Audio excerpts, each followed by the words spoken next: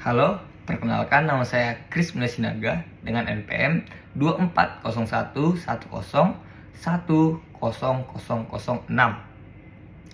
Saya berasal dari program studi Ekonomi Pembangunan dari Fakultas Ekonomi dan Bisnis. Adapun video ini saya buat yaitu mengenai penomoran,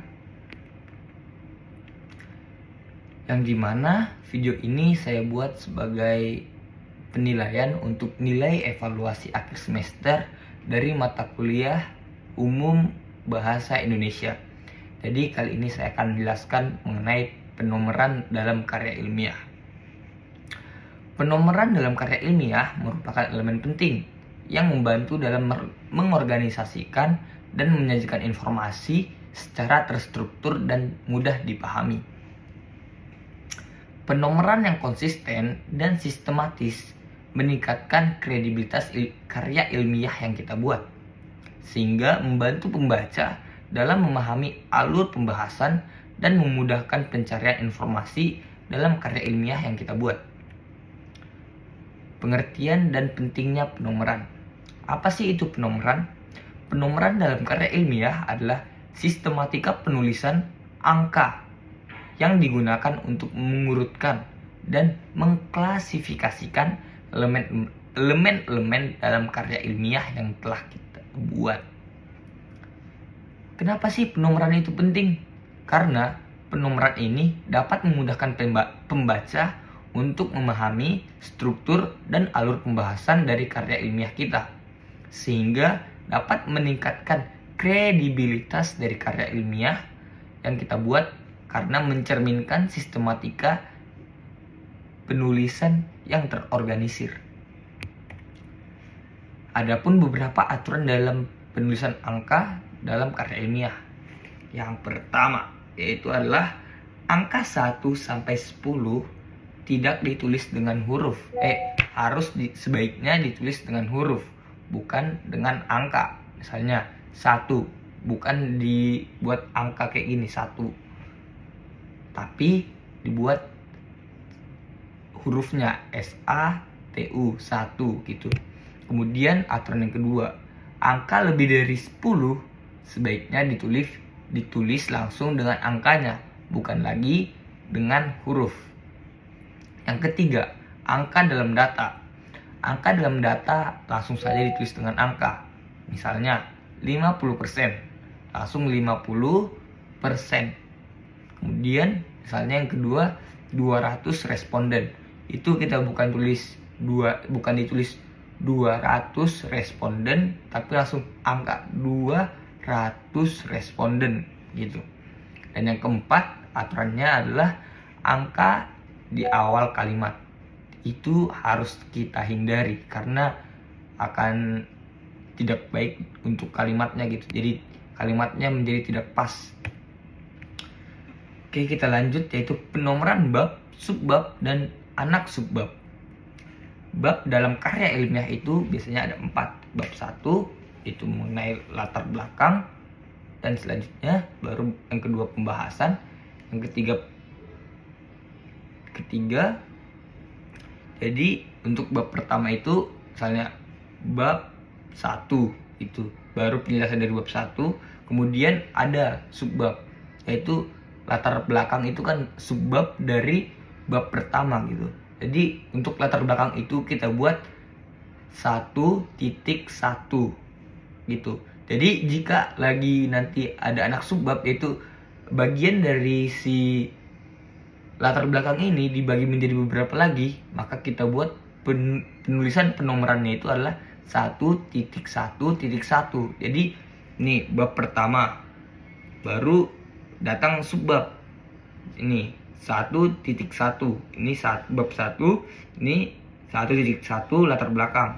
Baru nanti di sini dia punya anak lagi, ada bagian-bagiannya lagi dibagi menjadi beberapa, itu menjadi anak subbab, yaitu jadi yang di sini jadi 1.1.1 gitu. Begitu juga seterusnya dengan bab 2, misalnya bab 2 kan baru nanti ada subbabnya, jadi 2.1. Baru kemudian ada lagi subbabnya ini punya anak subbab, jadi 2.1.1. Begitu juga misalnya nanti subbab yang pertama itu ada 2.1, baru nanti bawahnya kan ada subbab kedua yaitu 2.2, dan ternyata si 2.2 ini punya anak subbab menjadi 2.2.1. begitu. Penomoran pada tabel, gambar, dan persamaan. Dalam karya ilmiah kita itu terkadang membuat gambar kan. Misalnya pada bab 1 itu ada gambar nih. Bab 1 gambar pertama itu ada di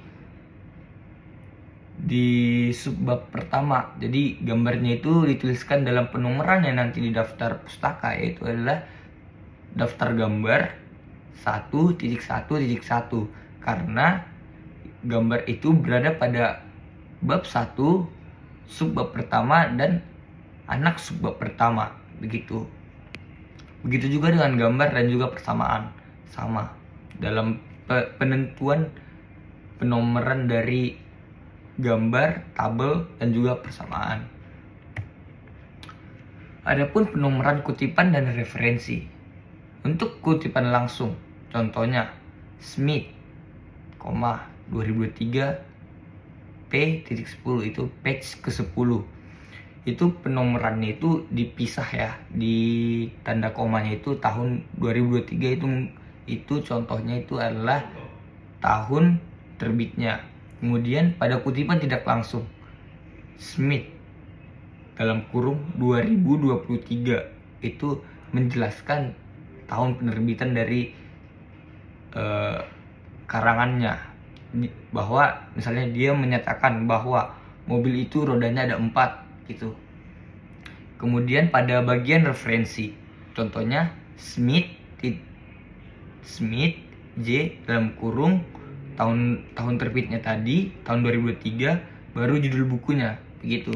Untuk bagian penomoran atau sisipan nomor dalam kutipan langsung, kutipan tidak langsung, dan juga referensi. Adapun contoh penerapan penomoran di bab 1 ada seperti tadi, bab 1 pengantar. Ini bab 1 anak subbabnya itu ada latar belakang. Jadi latar belakang itu tulis 1.1. Baru pada bab kedua yaitu ada pembahasan atau metodologi, yaitu di nanti subbabnya itu ada metode penelitian. Metode penelitiannya itu ditulis pada bagian dengan penomoran 2.1. Jika ada lagi nanti bagian dari metode penelitian ini akan ditulis 2.1.1 itu. Kemudian pada bab 3 hasil dan pembahasan 3.1 itu biasanya analisis data atau analisis metode penelitian gitu. Jadi cukup sekian penjelasan saya mengenai penomoran dalam karya ilmiah. Jika saya ada salah kata mohon untuk dimaafkan. Sekian dan terima kasih.